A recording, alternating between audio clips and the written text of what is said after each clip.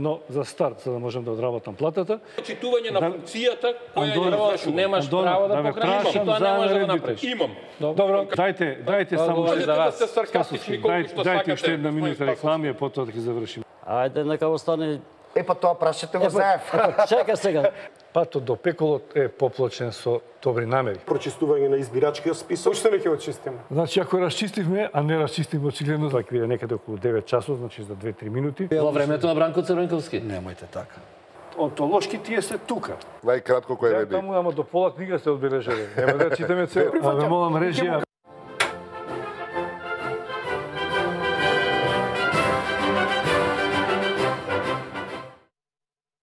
Почитувани гледачи, добро вечер во уште едно издание на Аргументи. Сега се подсетуваме, трета година живееме во едно време беше така наречена, потоа реално политичка криза. 60 дена граѓаните заедно за Македонија протестираат по улиците на Скопје и другите градови на Македонија. Пред тоа 60 дена протестира луѓето од шарената револуција, ГДОМ, избори се зад нас, но ние се уште го живееме овој период на политичка криза, иако не знам дали таа реално во секојдневниот живот се чувствува или пак се навикнавме на едно такво секојдневие. Еве за овие теми сакам денеска да поразговарам со мои, можем слободно да речем, ексклузивни гости од кои очекувам добра анализа на политичката ситуација и можни излезни решенија, она што од политичките партии не можеме се уште да го слушнеме, иако повеќе недели се дебатира во парламентот, но нема на повидок некакво решение. Со мене се вечева професорот Ило Трајков. Добро вечер. Трајковски, се извинувам, универзитетски професор, прв пат во Аргументи на ТВ Нова.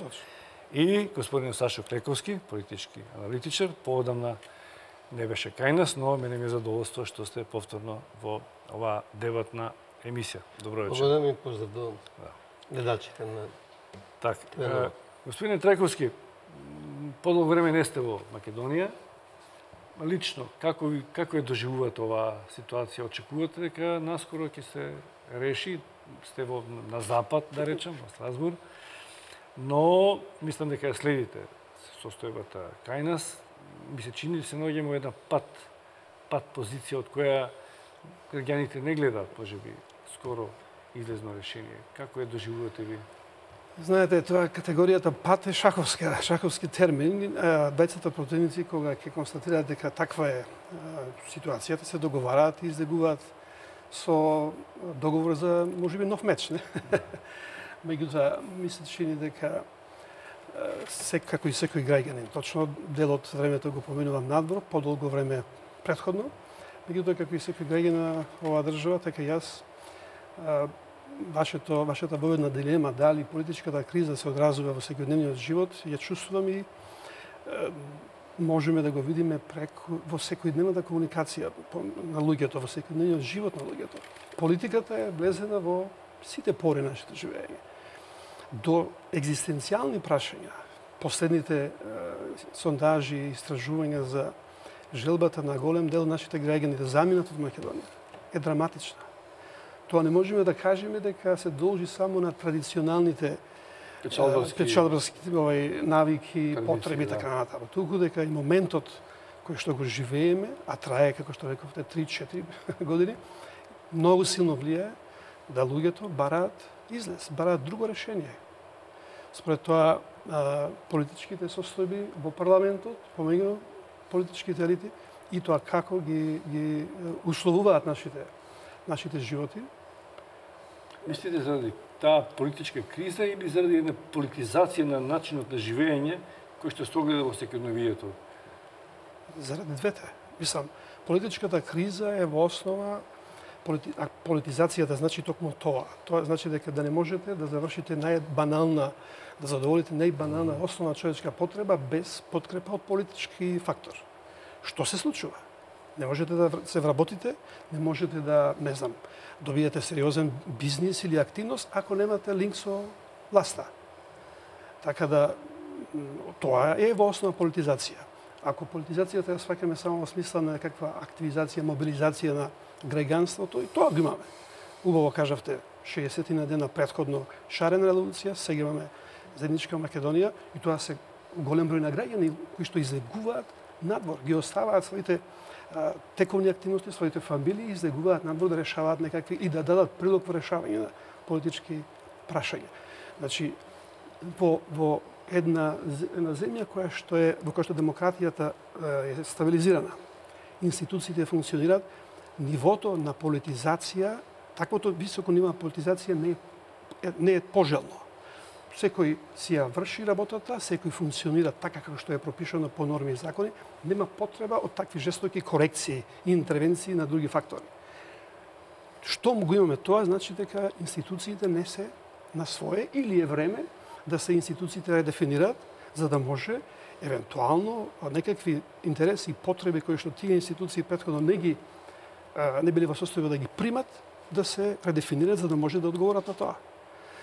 Според тоа, степенот на политизација е во основа израз на кризата. Заедно може да ги читаме едното и другото како заменливи, дали е политичката криза или политизацијата се тоа. Знаете, има истражувања во западните земји, каде што, велиме, демократијата е на свое, околу, например, феноменот на апатијата, на неучеството на граѓаните во политичкиот живот, на изборите. Ако споменете Америка како земја која што важи за демократска, степенот на политичка партиципација долго време беше прилично низок. 50 на 5-6% излегуваат на гласање за председателските избори. Прашани зошто не излегуваат овој дел, најголем дел се така наречени позитивни апатици. Добро е така како што оди, гледам дека е разумно, нема потреба што да правам повеќе од тоа. Не очекувам повеќе од државата. Кај нас се случува, заради ова што го гледаме како политизација, потреба или принуда кај граѓаните кои останале во земјата да направат нешто за да се промени. Господин Клековски, мисля, че има вашата последна интервју, сега да речем колумна интервју за еден од порталите во Македонија. Може би не е последен, но јас тој го прочитав, мислам дека е тој. Кога се прашувам или кога ги прашувам гостите колку може да трае ваквата ситуација, имате дадено примери за Белгија, Холандија, Босна и Херцеговина, каде што трае со 100 денови. Мислам не на политичка криза. 600 дена во Босна, 400 во Холандија или 250 негде беше. Но не говорам за политичка криза, бидејќи кај нас е 3 години, рековме, политичка криза, него од денот на влегувањето во новиот парламент, една ваква дебата каде што ние немаме нова влада, имаме ново парламентарно мнозинство. Фактички, ја не знам од гостите што доаѓаат овде, дека имаат различни ставови, дека ние влада имаме, парламентот функционира, председател во пун капацитет, ние немаме криза. Колку дена оваа дебата може да потрае додека не се разјаснат некои работи, ако ја исклучиме можноста за избори, која се наметнува и е пуштена во политичкиот дискурс? Значи, точно дека имам направено споредба дека Македонија го брка рекордот на Босна, на Холандија и на Белгија од 200, 400 или 600 дена. Тоа песимистички или оптимистички требаше да прочитам тоа? После изборите. Па видите, ние имавме на ситуација каде што премиерот Емил Димитриев излезе на телевизија да каже дека имаме премиер. Да, меѓутоа збориме за влада која не е во пун политички капацитет. Од една страна, главниот проблем во споредбата моја, со Босна не би сакал да споредам, со Холандија и Белгија е разликата што професор Дија укажа дека таму има една позитивна апатија и дека администрацијата сама по себе ги води работите, а и прашањата заради кои не може да се формира платата не се геополитички или не се стратешки за државата. Кај нас се јавуваат два проблеми со неформирањето на влада. Првиот проблем дека се чини дека неформирањето на влада е од некакви фундаментални несогласувања за правецот на државата. Значи не збориме за дали ќе биде данок од 10 или 15%, туку кој е правецот во кој ќе одиме понатаму. Барем дел од дебатите се водат на стратешко ниво, која ќе биде стратегијата на Македонија во наредниот период. И втората разлика е како во неформирањето на влада го афектира обичниот граѓанин. Некој мој именјак Сале, како се снаоѓа млад човек, како се снаоѓа во ова ситуација. Ја верувам дека во Белгија во позитивната патија рефлексиите на отсуство на влада се многу мали на терен. Ние имаме две моментални рефлексии. Прво, финансиски пат, иако се проекциите за GDP се уште добри. Ако ово трае понатаму, најверојатно заради блокада на различни нивоа на власта, ќе имаме пад на прогнозите за економски раст, кои беа исклучително позитивни до сега. И второ, во последната анкета што имам гледано околу на дополнителните причини за напуштање на државата, околу 15% граѓани политичката ситуација во земјата ги мотивира да размислуваат за иселување. Да не зборам дека и другите 15%? Да, и другите две причини водечки, а тоа е благосостојбата и работните места, повторно се поврзани со тоа. Ние наместо да мислиме како да отвараме нови работни места и да државата живее подобро, ние сме заглавени во дневни тесно шпекулацијски односи меѓу мал дел од политичките елити кои ја загрозуваат перспективата, посебно на младите луѓе, кои 61% од луѓето до 24 години би сакале да се иселат од Македонија. Перспективата дека овде има иднина е загрозена и не само што перспективата, туку веќе има знаци на економско одење, економски надоле, бидејќи има еден куп нивоа кои не функционираат. Кој голем странски инвеститор ќе отвара сега голема инвестиција во Македонија? Кој македонски граѓанин ќе влезе во нешто позначено со целата неизвестност која е создадена во државата? Ако и локалната самоуправа влезе во некоја лимбо зона кај што не е јасно како ќе функционира, ние сигурно ќе влеземе во еден период на економски раст. Значи, ние не можеме да си дозволиме како Белгија и Холандија да имаме 600 дена период без влада и таа само фокусираност на политичарите на самите себе, на што ќе се случи со нив двојца, тројца, петорица, 20, 50, колку и да се, е премногу себично во моментот и мора да се погледне што понатаму. И сега да се надоврзам, професор рече, кога се изедначени силите, пат позиција има реми. Кога има реми, има нов меч. Мислам дека порано или подоцна излезот од оваа ситуација се нови избори, кои најверојатно треба да бидат спроведени од влада која ќе биде заедничко договорена меѓу ВМРО, ДПМН и СДСМ.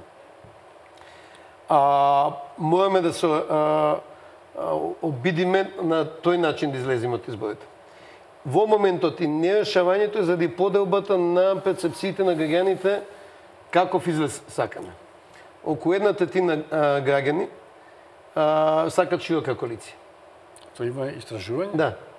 Околу 1/3 сакат широка коалиција и тоа е решение што еднакво поддржано и од етнички македонци и етнички албанци, пошто пред нас предстојат прашања, како извештај на пример, како евроатлантските интеграции, каде што можеби ќе треба широка поддршка, да не зборам двотретинска, ама широка поддршка, кој без заедничко учество и на ВМРО, ДПМН и на СДСМ не ќе може да се направи.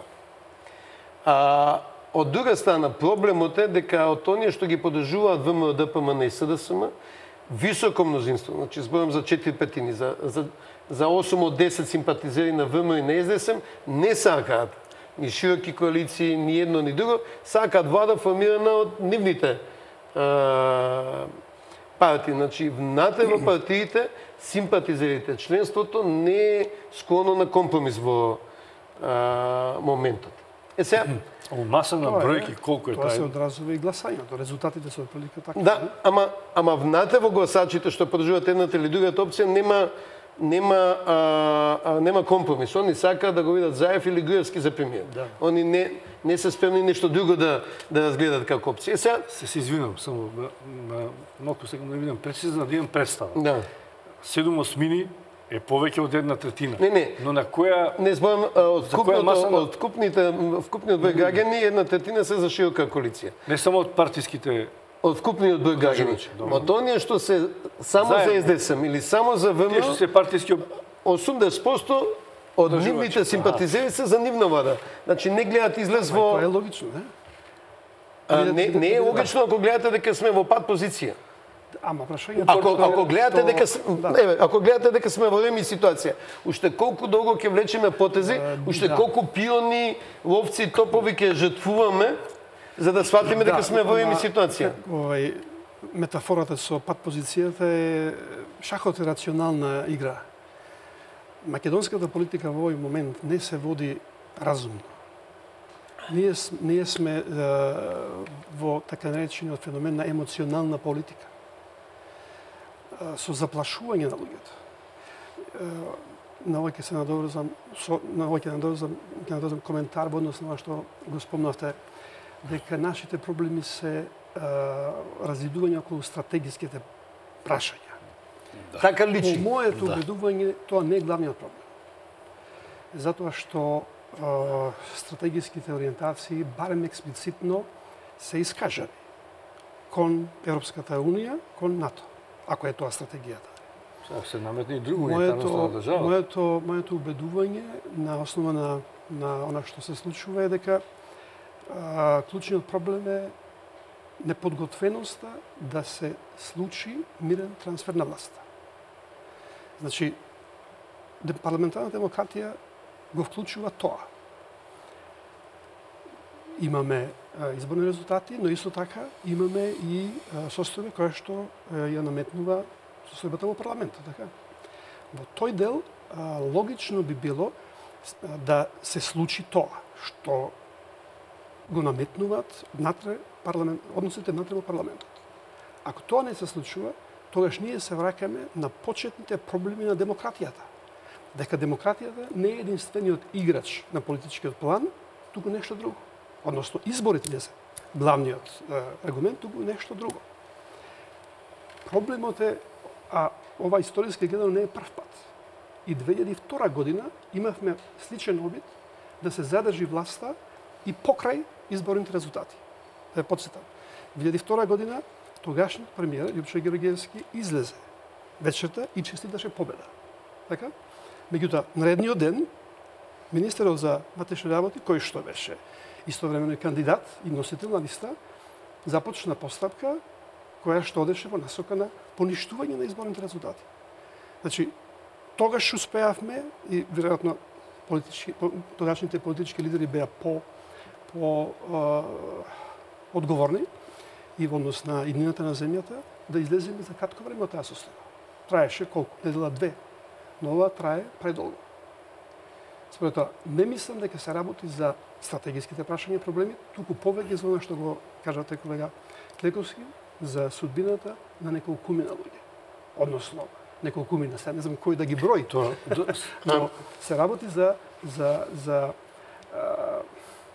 употребите претходно термин политизација, но се работи за политикански игри околу тоа како ќе се случуваат работи. Меѓутоа, самата платформа, дискусијата за платформата на ДУИ, БС и ДДП, некои други прашања, текот на дебатата веќе почна да отвори малку конфузија околу некои стратешки прашања што и како ќе се случува. Меѓутоа, за мене клучната дилема е дали вие навистина верувате дека има мнозинство од 67 пратеници? Бидејќи... Зашто? Ја не сум убеден дека има мнозинство од 67 пратеници. Јас мислам дека има 49 пратеници. А затоа што ако имаше 67 пратеници, ќе имаше решение до сега. Јас искрено мислам дека... Не, мора да го објасните. Зошто мислите дека е така? Мислите дека албанските партии, барем според поведението парламентот, молчат и не се многу заинтересирани за таа битка, дека се неутрални, дека како да не делуваат дека сакаат да бидат дел од власта? На кое чувство мислам да... Јас мислам дека не треба многу гатање и визионерство, али Ахмети многу јасно кажува дека излезот на кризата е возможен само ако ВМРО, ДПМН и СДСМ разговараат меѓу себе. Го кажа тоа на почетокот, го кажа и сега. Значи, и јас мислам дека покрај формалната поддршка на 67 пратеници, дека нема разрешница, дека нема суштинска поддршка на од 67 пратеници, меѓу другото, затоа што сепак има некои прашања кои не се само доменот на владење на правото, туку за кои ќе треба поширока поддршка од 67 пратеници. И дури тоа го знае. Значи, ние не можеме да направиме евроатлантска интеграција со 67 пратеници. Не можеме реформите на прибе да ги спроведиме со 67 пратеници. Тоа го знаат сите. Значи, јас покрај формалното кажување дека има мнозинство, не сум убеден дека, а тоа е цврсто убедено мнозинство кое сака да дојде брзо на власт. Исто, вториот аргумент ми е, вака ги слушам вестите на провладените телевизии и цело време го дават спикерот, председател на Собранието, Трајко Велјановски, која бара за да се скрати времето на расправата, и за да се откажат реплики Процедурално. Да. Бидејќи овака ќе трае до јуни расправата по втора или трета точка на која се дојдени. Имам чувство дека се уште има некакви прашања кои не се расчистени, за кои веројатно е потребно поширока поддршка. Проблемот е што ниво ВМРО-ДПМН, ниво СДСМ не се спремни во моментот за компромис што е веројатно потребен за да се излезе од криза. ВМРО го увиде после 60 дена. Колку беше мандатот кај 20 се извинувам. 20 дена кај Куевски и кај ВМРО-ДПМН веројатно свеста дека не може да формираат влада е појасно. Сега веројатно е наред кај СДСМ да се уверат дека е многу тешко да формираат влада и да седнат внатре политичките лидери, да гледаме каква... Да, но има разлика. ВМРО ДПМН имаше шансата. Значи, го имаше мандатот и можноста да разговара. И знаеме дека договарале, преговара и така. Значи, ВМРО го доби мандатот на... Декларацијата беше објавена на 7 јануари, колку што се сеќавам, а ВМРО го доби мандатот на 10. Да. 10, значи 3 дена после тоа. Според тоа беше позната декларацијата.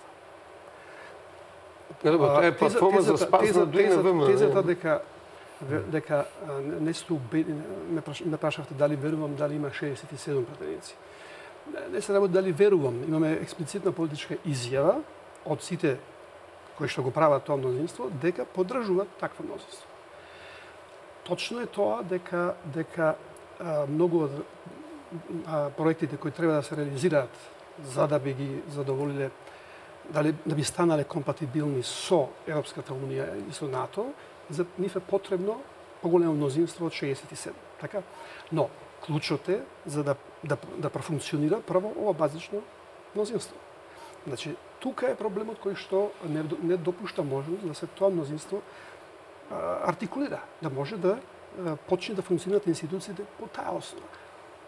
Можност за блокада останува, односно за политичка интервенција на опозицијата останува, токму со таа моќ што ја има да не дозволи двотретинско мнозинство за тие проекти кои што е неопходно. Ќе ве замолам за мала пауза за реклами. Добро ги отворивме овие прашања кои што се клучни, за кои што ми се чини повеќе граѓаните и политичарите и аналитичарите разговараат, зашто политичарите, а целта е, како што види Клековски, тие да најдат можност како да седнат да ги расчистат овие дилеми. Но ајде да погледаме малку реклами, потоа ќе се вратиме на дебатата.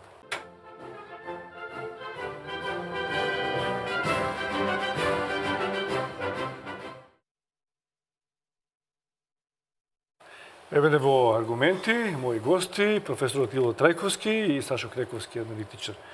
Дојдовме околу мнозинството, го има или го нема. Професоре, вие рековте веројатно дека треба да видиме дали го има или го нема. На кој начин тоа можеме да видиме? Не, ние видовме дека го има, во смисла на искажан политички став. Така. Друг начин нема како да се види, освен она што е уставно нормирано, председателот да го додели мандатот на она што на лидерот на сегашната опозиција, кој што со подписи, значи имаме доказ дека има поддршка од повеќето пратеници. Според тоа нема што повеќе од тој дел да се очекува да се бара дали има или не мнозинство. Пак речем прашање, тоа се утврдува внатре во парламентот. Значи, доколку се прифати таквата волја, тогаш нема дилема околу тоа. Говорите за фактичка ситуација. Мојата теза дека нема мнозинство од 67 не е подршка на тоа што председателот Иванов не го дава мандатот на господинот Заев и на СДСМ, бидејќи образложението дека не го дава мандатот заради наводна политичка програма е надвор од уставните надлежности на председателот на Републиката. Значи, програмата на владата е одобрила или не е одобрила собранието на Македонија. Председателот не е толкувач на програмата на владата, он треба да го даде мандатот на тој што има најмногу формирани гласови. Мнозинство во парламент. Мнозинство, тоа е неспорно.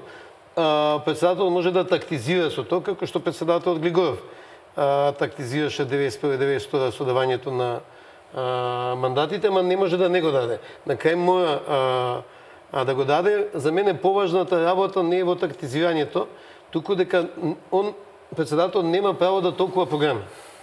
Значи, програмите ги толкува собранието. Само собранието може да одобри или да не одобри владина програма. Тоа е исклучива надлежност за собранието. Доколку има нешто противуставно во таа владина програма, ние имаме уставен суд. Значи, ние имаме институции кои се одговорни за заштита на уставот, тоа е Уставниот суд, и имаме институции кои одобруваат владини програми, тоа е собранието. А исто така и председателот има можност да за одредено време одложи некој законски да не ги подпишува, да. Значи, моето тврдење не е во формата, мислам дека председателот Иванов треба да го даде мандатот, и јас мислам дека и да го даде мандатот нема да имаме Тоа сакам да слушнам. Зошто? Немаме влада. Мислам дека тоа дека кореспондира со оно што ве прашав за односот на албанските партии во парламентот во моментот, како да се надворот од битката за формирање на парламентарно мнозинство. Мислам дека Иако станува збор за албански председател на собранието, да речем, албанец. Дали се тоа цврсти подписи кои што гарантираат дека ќе функционира, или се уште постои поделба кај внатре во ДУИ, што е на тоа дали мислите? Ја мислам дека не само внатре во ДУИ, во другите политички партии има опортуност во однос на дали е подобро да одат со ВМДПМН, подобро да одат со СДСМ, пошто ДУИ во ниеден момент не кажа конечен став за што е најдобро, или е најдобро да чекаат. Што? Да чекаат ситуација во која они не би морале да се одлучуваат за една или друга. Опцијата е широка коалиција најверојатно. Ама немаме таква ситуација. Значи, они имаат подписи депонирано, така? Каде гледате се уште на неодлучност дека тие не чекаат, може би во смисла на тоа дека ако има 67, ќе треба да изберат председател на собрание и потоа да ја терат постапката. Но тогаш тоа ќе значи, ми се чини, влегување во уште поризична политичка ситуација, затоа што очигледно дека имаме мобилизација на другата страна. Мислам дека тоа би било влегување во сериозно ризични политички води. Подобро е да се, можеби, тактизира, изчекува, отколку да се влезе во фајтерска битка. Ама тоа се случува во моментот. Да имаше јасно мнозинство и јасно пределба на мнозинството, ја мислам дека ќе се најдеа начини за спроведување на тоа мнозинство. Ја мислам дека внатре во мнозинството има колебање што е најдобро да се направи во моментот. Мислам дека на барањето на професор Фрчковски да се избере председател на собранието по секоја цена, Заев на Фејсбук одговори дека СДС имал 49 пратеници, нема 67 пратеници. Што за мене само демонстрираше дека меѓу сите тие 67 пратеници нема единствен став што понатаму. За разлика од овие 57 пратеници кои што имат единствен став што сакат да направат понатаму. Тоа е предпоставка, не можеме да знаеме додека не го видиме на дело оној чекор кој што треба да го направи председателот и да го додели мандатот. Тогаш ќе имаме чистата ситуација како што имавме во претходниот случај кога ВМРО не успеа да го состави мнозинство да направи влада, така? Сега можеме да шпекулираме дека е така и да ја спасуваме државата од нешто што го претпоставуваме дека е така. Тука Иначе во нормални земји, јас се согласувам со вас дека излезот би бил после вакви изборни резултати широка коалиција. Но кај нас таквото решение излезно нема да донеси до сериозно подобрување на односите и на состојбите во Македонија.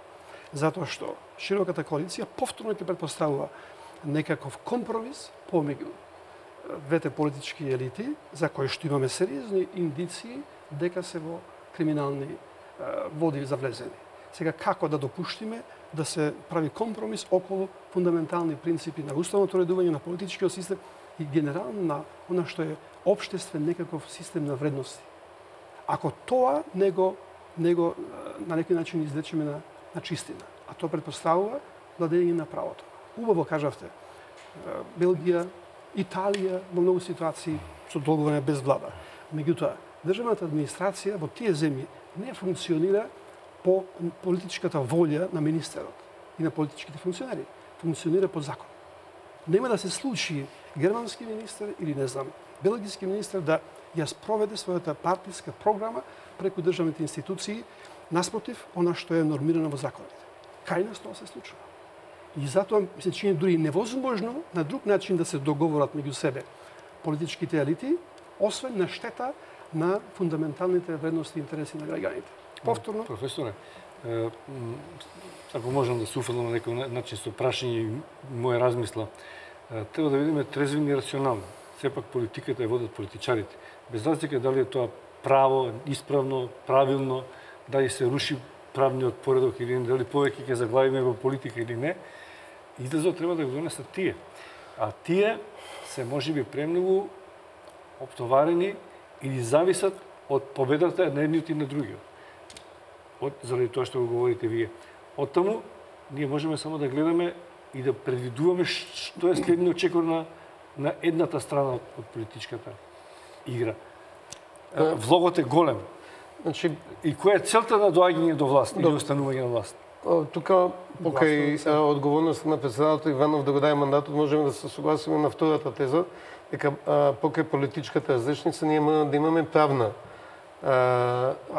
разрешница на тоа што се случуваше, не само на присушкуваните материјали, туку и на други предмети кои се, значи не само на предметите во СИО, туку и на предметите во јавното обвинителство.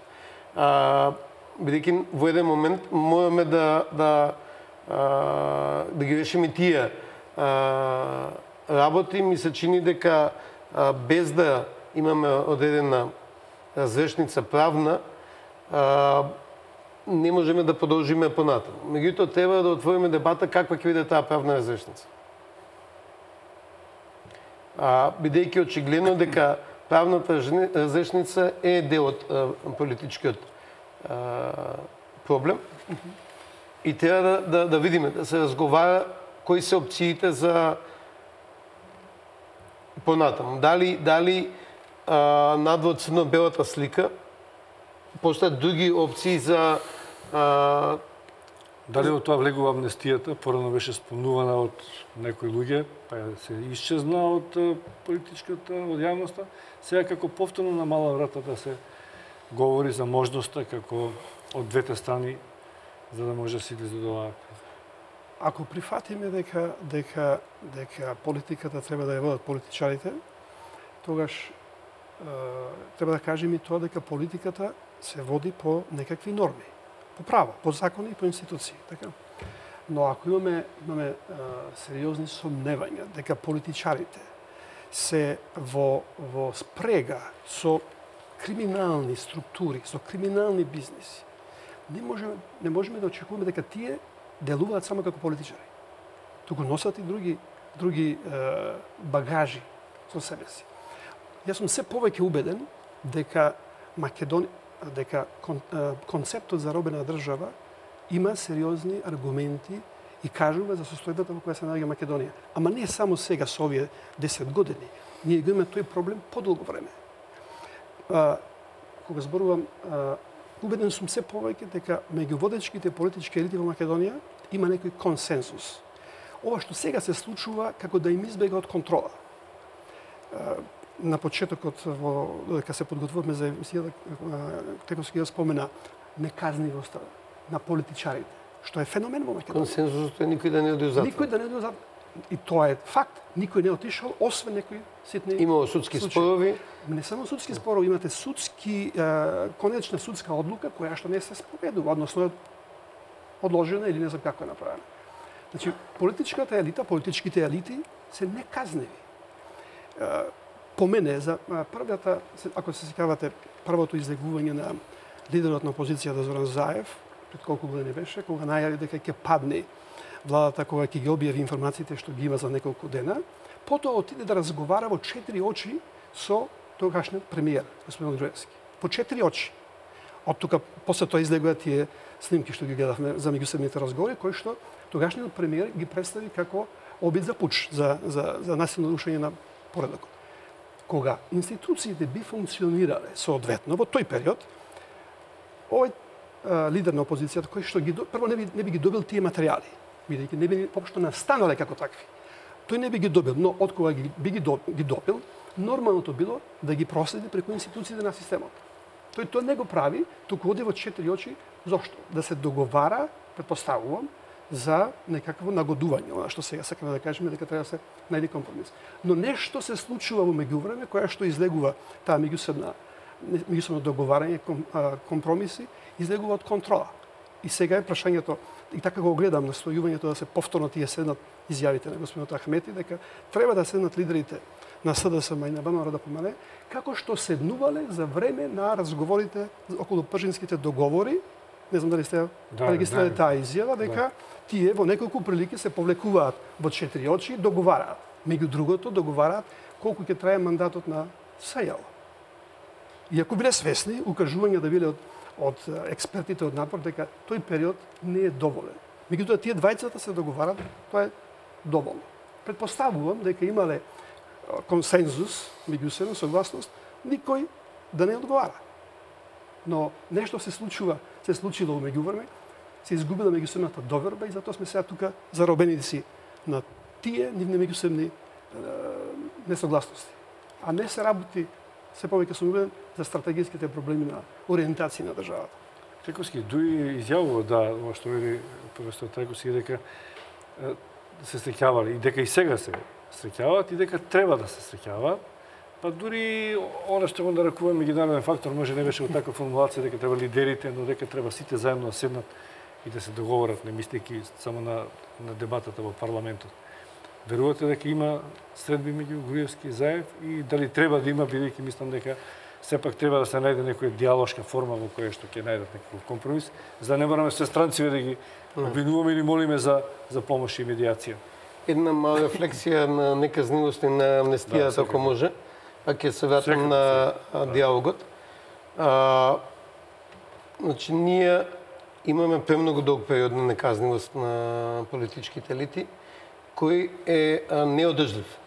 Дел од причините за недоволниот економски напредок на државата, застојот на многу полинија, е од таа неказнивост. Значи, не може да се казнуваат луѓето попитарени за ситен криминал, и тој е криминал, а да никој не одговара за крупен криминал. Амнестијата има логика само ако значи пресвет во тоа прашање. Значи, амнестија е договарана во Јужна Африка, ама донела до пресвет, довела до ново општество.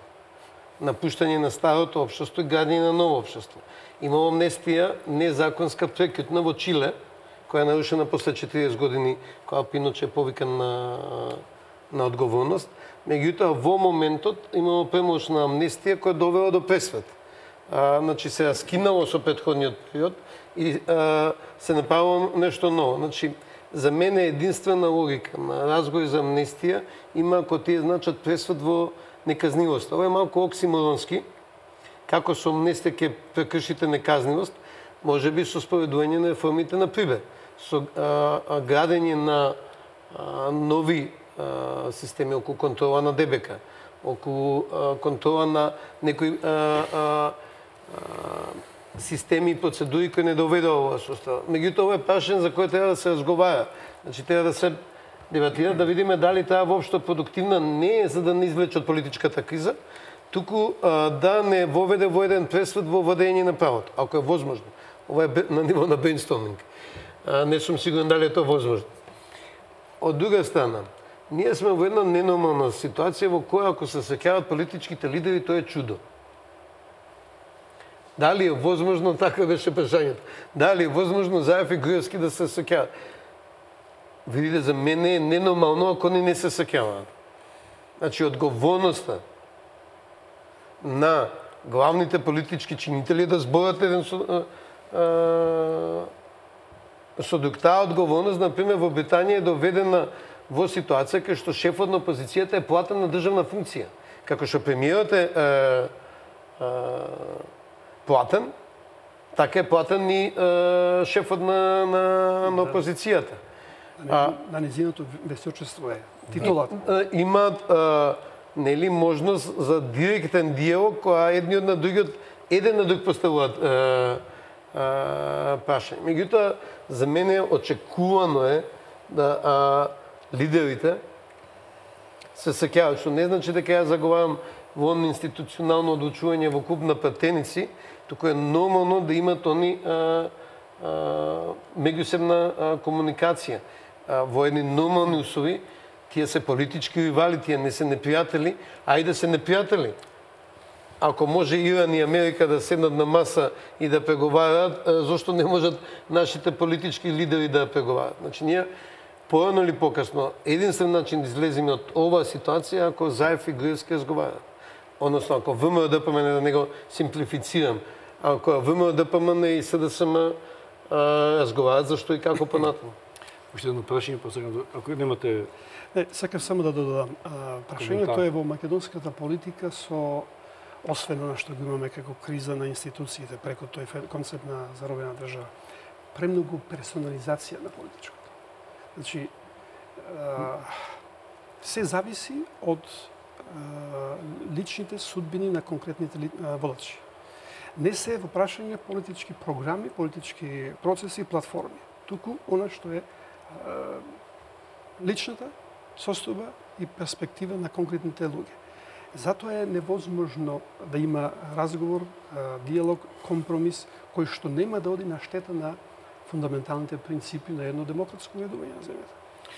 Професоре, сега да ве прашам околу нешто што го спомнува Клековски, тоа е програмата на Прибе, евроатлантските интеграции, кои што се као стратешки цели, да кои што некако се тргна настрана, бидејќи сме преокупирани со тековниве проблеми од оваа политичка криза за која што се види дека може да стане економска, па полека да опаѓа и напредокот на економски план.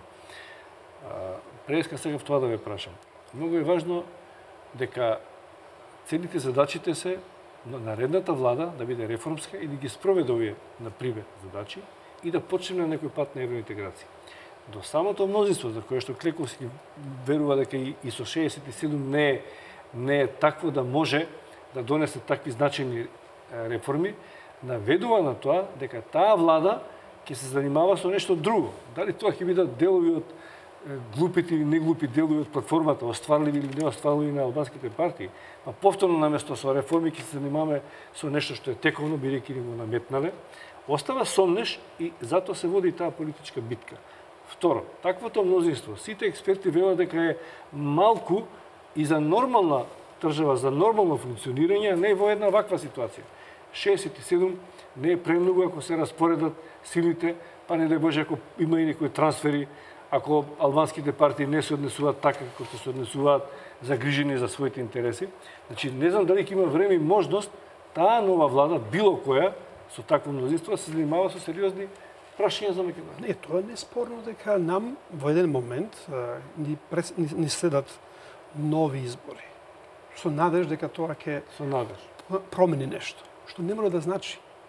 Затоа што ако ги следиме процесите во други земји, има прилично изедначени политички резултати. Но функционира. Но функционира. Германија, погледнете, е коалициона влада, така. Работата кај нас е во тоа што интересите на елитите се исклучиви. Значи, не е на преден план интересот на државата, општото добро, туку приватизација на државните институции. Приватизација во смисла на партизација. Партиите по устав во основа се приватни здруженија. по основа на законот слободата на граѓаните на здржување, во овој случај политичко здржување. Тие како такви не можат да го прават тоа што уставно, нормативно не може да го прават тоа што го прават. Значи, се согласувам дека таква влада не би можела да ги исполни очекувањата од извештајот. Например, но и други сериозни проекти. Но таа нема ни шанса да почне да работи. Предпоставката е дека ако имаме консензус околу европските ориентации на земјата, евроатлантските, дека тие проекти ќе најдат на поддршка од спротивната страна. Зошто не можеме да поставиме дека тоа може да се случува? Освен ако не се работи за следење само на партиската логика, да се попречи, да се блокира другата страна. По моето убедување, се тоа што се случува упатува на тоа дека се работи само за одржување на власта и но и друга страна незино доаѓање до власта по секоја цена. Клиховски, уште од вас прашање ќе одиме повторно со реклами, но би сакал да продолжиме во истата насока, бидејќи играта како да ја води ВМРО ДПМН сега. Како да се постојано чека од два пред она што го прави СДСМ. Можеме и мое лично мислење, но немаат одговор на тоа што сега се случува. Значи СДСМ, новото парламентарно мнозинство, не гледаме кое излезно решение таа го нуди, освен што бара од Иванов или од меѓународниот фактор некаков притисок за таа состојба да се смени. План Б или план С или нормален одговор на тоа компромисно решение или не знам нешто ново, бидејќи таа има поддржувачи што го губат трпението. Веќе почнуваат коментари по социјалните мрежи, Фрчковски и други професори, аналитичари, кои што бараат од нив да направат нешто, дали тоа ќе биде законски или не. Едни го нарекуваат црно сценарио, други го нарекуваат легитимно сценарио. Што тие ќе направат? Добро, господин Заев одговори на тоа. Дека ЕЗС нема 49 пратеници, дека нема 67 пратеници. И да тоа треба да има одговор.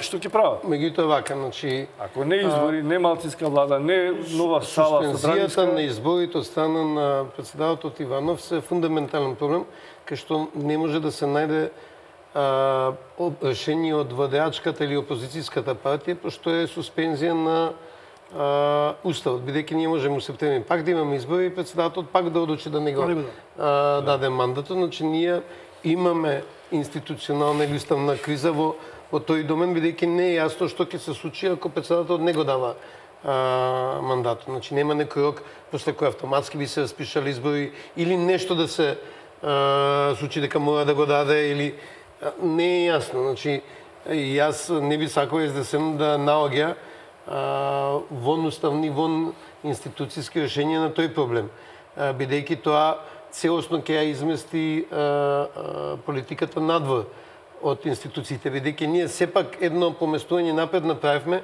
со враќање на политиката во собрание. Ние колку да сме незадоволни со репликите, контррепликите и нивото на дебатата во собрание, сепак во стадиумот на кризата кој што сме, подобро е таа дебата да се води внатре, отколку сите да излезат надвор. Излегувањето надвор нема да ја реши состојбата.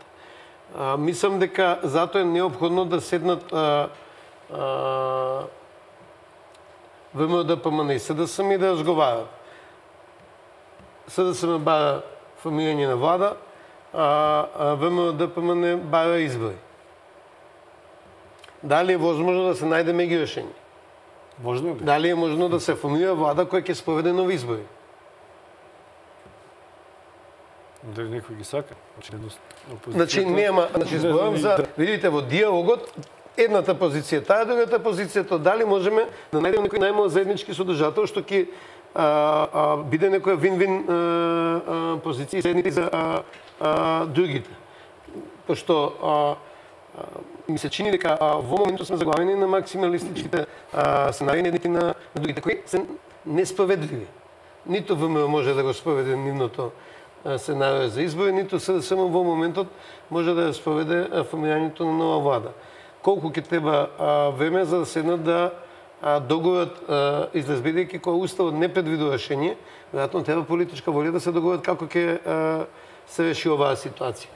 И ето не верувам дека во уставот треба све да пишува, пошто тогаш ќе биде подолго од Библијата или од Куренот.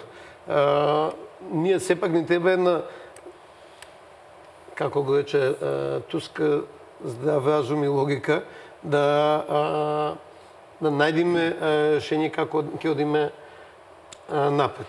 Одиме со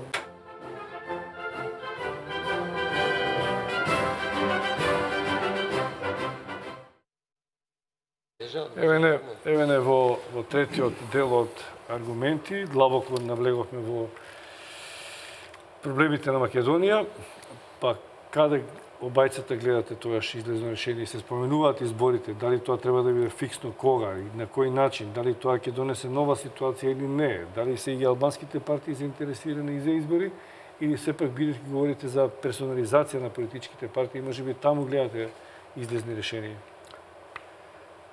Очигледно дека ново соочување на политичката изборната арена ќе биде неминовно. Но прашањето е кога и кој тоа ќе го прави. Вака како што стојат работите, по мене, допуштањето на сегашните политички елити да го тоа прават, ќе значи уште подлабоко влегување во политичка криза, која што нема да биде, како што е можеби сега, експлицитна, но ќе тлее латентно.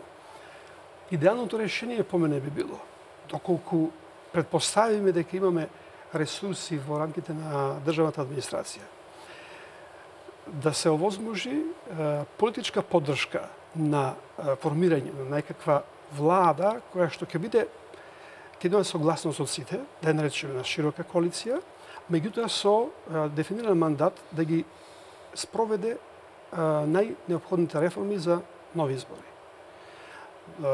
Но по претпоставка дека лидерите на политичките партии кои што се сега добар дел од нив осомничени, како што се спомена, за различни криминални дејанија, да се повлечат и да може да тие процеси ги водат луѓе кои што не ќе го носат тој баланс кој што сега тие го носат, или едниот или другиот, или нивните најблиски соработници. Треговски, ваши излезни решенија? Пошто спомнавме некои примери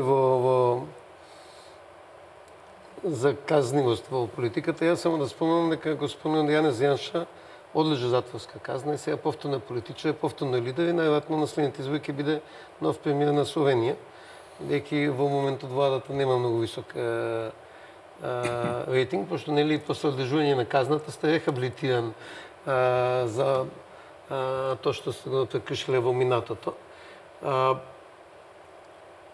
И може би и тоа е решение да се оди во таа насока, да сепак правната разврска оди до крај.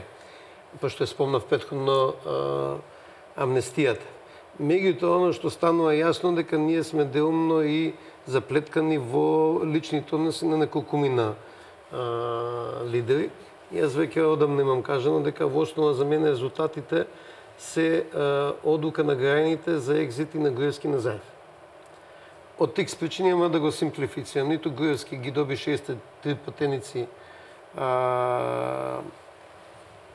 што ги побара, 50 не поише од 49, ама далеко од 63. Ниту заев со сето оно што се направи, со влада на широка коалиција, со министар за внатрешни работи, со ДИК председател, со еден куп промени што се случија, не победи.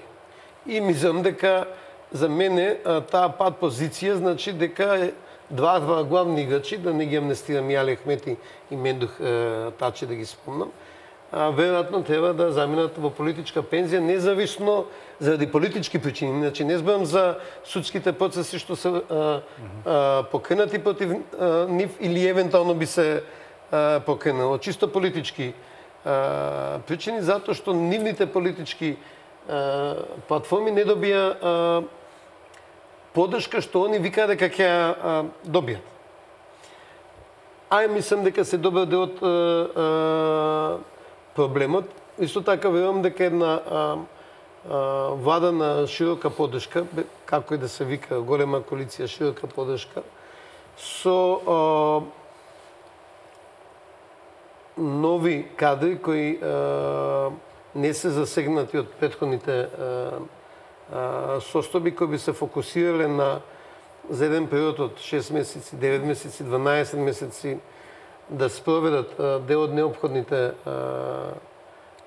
реформи, кои не сум сигурен дека се приоритет на ние на политичка партија. Например, ниво владината програма нема контролата на ДБК наведено. Ова владина програма СДСМ што ја промовираше, што дел од тоа ќе значи опростување на мокта на политичките партии што имаат сега. Да дојдеме до нови избори, откако ќе се сменим уште малку амбиентот во кој функционираме. Меѓутоа, мора да има согласност што е програмата на таа влада. Значи, да имаме влада како што имавме претходно, во која во исти ден министер и заменик од министер ќе држат пресконференции, меѓусебно ќе се обвинувате губење време. Трековски, ама ние платформите на политичките партии од изборите ги заборавивме. Сега се говори само за платформата на албанските партии. Таа е доминантна, дали е тоа вистина или не, ние сме обременети или обседнати со таа платформа. Како сакате декларација, платформа, реална или нереална, таа е дел од она нашето секојдневно живење. Значи сега, албанската политичка платформа е најдоминантна од двете други на ВМРО, ДПМН и на СДС тогаш. Треба да ја заборавиме, треба да ја игнорираме, како да ја расчистиме. Дали таа ќе исчезне со новите избори, повторно ќе ја вадат? Не. Или сега треба да избришеме еднаш? Не, значи мислам дека дел од политичкиот диалог е докаде сме со спроведувањето на Охридскиот рамковен договор и што треба понатаму да се направи. Имаше една голема студија која водеше еден европски институт под покровителство на нашиот секретаријат за рамковниот договор и на Муса Џафери. Има анализи за сите подрачја и за правична застапеност, и за употреба на јазиците, и за да. Значи има анализа што е докаде и морам да кажам дека најголем дел од проблемите не се во законските решенија, туку се во спроведувањето на законските решенија. Јас ги банализирам работите, ама Чуча Сандова е 3 јазична општина. Македонски, албански, српски. Се тие два имат буџет едночланикот да го платат да функционерите да ги платат, а камоли да обезбедат соодветна квалитетна тријазичност. Значи, збориме за еден куп такви проблеми за кои мора да се разговара. Или оваа шајноликост околу употребата на јазиците на различни нивоа, неизедначено, значи мора да се разговара и тука нема ништо спорно. Мислам дека и до сега имало дебати и Нема, сега граѓаните се на улица. Значи сега говориме за обстанокот на унитарноста на државата. Колку е тоа социолошки феномен, колку е политички, колку тие веруваат во тоа, колку сите знаеме што содржи, дали е справедлива, тоа е друго прашање. Знаете што, исказот дека ние сме загрижени за унитарноста на државата, јас сум убеден дека добар дел од граѓаните, барем од оние интервјуа што ги можеме да ги видиме, не разбираат со себе што сето тоа значи. Политички гледано, аспект на политичка социологија, да, гледате некојаш дека тоа е нешто што е научено на памет, па само се рецитира. Би се согласил дека евентуалното движење на Република Македонија во бинационална насока не донесува стабилност. Затоа што тоа ќе значи уште поголемо, подлабоко делење на општеството. На штета на голем дел од граѓаните кои што не се од една од овие две, да кажам, доминантни етнички заедници, национални групи, како сега. Според тоа, политиката на мултикултурализмот, која што е содржана во Охридскиот рамковен договор и кој што имаме сериозни студии, анализи дека добар процент, значителен 90 и колку 5% е остварлив. Но од друга страна, точно е тоа и тоа дека тој тип на барање и прашање никогаш не се затворени, завршени, не за секогаш. Секогаш има промена стојување. Во оваа ситуација очигледно дека платформата или декларацијата е вешто смислен проект за да се искористи слабоста на другата страна. И да се из себе си излечи главната една албанска политичка партија ДУИ. Затоа што аргументите излегува во јавноста дека е во основа понудена од ДУИ, па потоа прифатена или не прифатена од другите две политички партии со поддршка на Рама. Значи, мислам дека таа од една страна му служи главно на ДУИ, а од друга страна сега се покажува како можност од неја да профитира и ВМРО да помага. Значи, ја немам никаков сомнеш дека платформата е платформа за спас на ДУИ. Значи, после оние изборни резултати, ДУИ можеше нешто да направи, да ја врати топката под собствена контрола, ако се изразам во фудбалски жаргон, каде што другите албански политички партии нема опција да ја одбијат, пошто ќе беа антиалбански тогаш.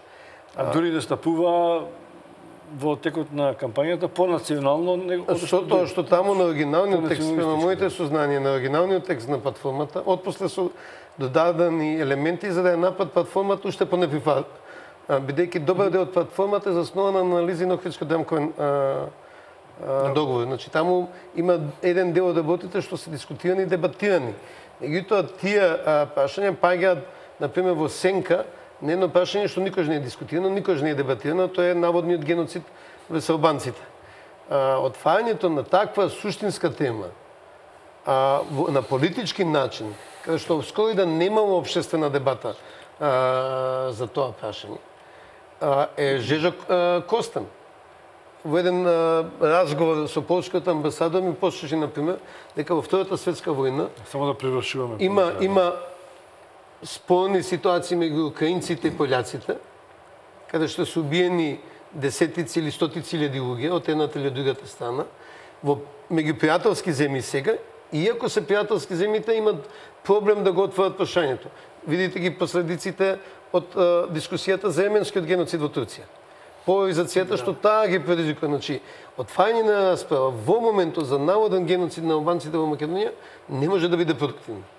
А секако ќе не води во поларизација и таа се случува во овој момент. Ние можеме рационално да отвориме дебата што таа платформа е политички прифатливо, а што не е, што е во рамките на Охридско-Демковен договор и договорените принципи, дека нема територијални решенија за етнички прашања, значи дека унитарноста и територијалниот интегритет се гарантирани, дека Македонија мора да има хармонија. Тоа веројатно треба двете политички партии на македонците се договорат, па ВМРО ДПМН не исклучи со два некои документи кои што нудеа такви опции. Значи треба се договорат веројатно заеднички што е прифатливо, а што не. Треба сите заедно да се договорат.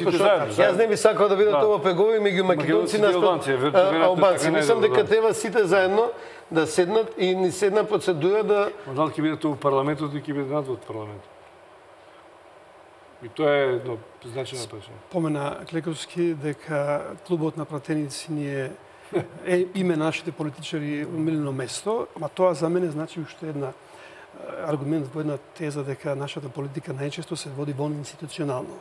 Најмалку во парламентот. Ако не е клубот на пратеници, тогаш е некое друго место или е резиденцијата на американскиот амбасадор или резиденцијата на амбасадорот на Европската унија, но најмалку во нашите институции. Не може да се сложам. Нападот во Сирија, Доналд Трамп го водеше од неговата приватна резиденција во Флорида, не го водеше од Белата куќа. Важно е да има политички диалог меѓу тие што решават. Меѓу легитимни представници на граѓаните. Дали тоа ќе биде на кафе во клуб на пратеници или во клубот во самото собрание или на сесија. Да, ма прашање дали носат правни одлуки или носат само... Не, собранието е единствено што може да носи правни одлуки. Токму заради тоа, ама ние имаме ситуација секогаш за многу клучни работи. Има така наречен мајски договор кој што не знам каде е случај се договорил, па потоа е внесуван во собранието. И многу други такви договори. Да. Значи, во основа институциите, односно објектите се изместени на друго место.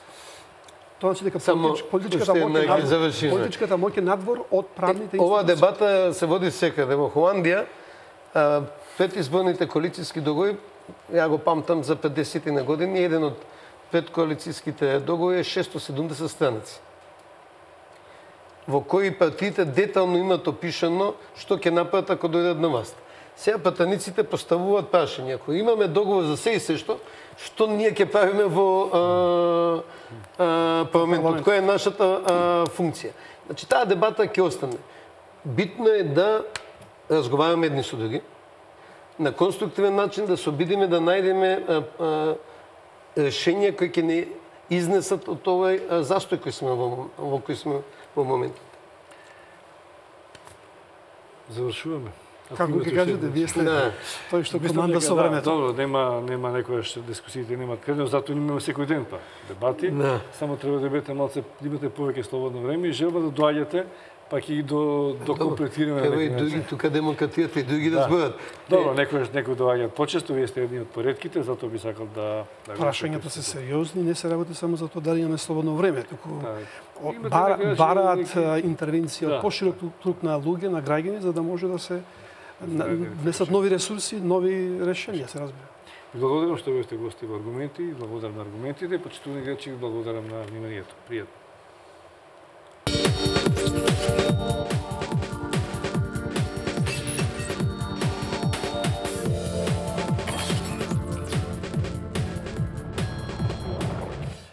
Но за старт, за да можам да одработам платата, Почитување на функцијата која ја извршувам. Немаш право да покажеш, Тоа не може да направиш. Имам. добро, дајте само Можете да сте саркастични колку што дајте уште сакате. една минута реклами, а потоа да ги завршим. Ајде, нека остане... Па тоа прашајте го заев. Чека сега. Патот до пеколот е поплачен со добри намери. Прочистување на избирачкиот список. Уште не ќе го чистиме. Значи, ако расчистивме, а не расчистивме очигледно, тоа ќе биде некаде околу 9 часот, значи за 2-3 минути. Во времето на Бранко Црвенковски. Немојте така. Онтолошки тие се тука. Најкратко кој Ја веди. таму, ама до пола книга се одбележали. Нема да читаме цел. А да молам режија.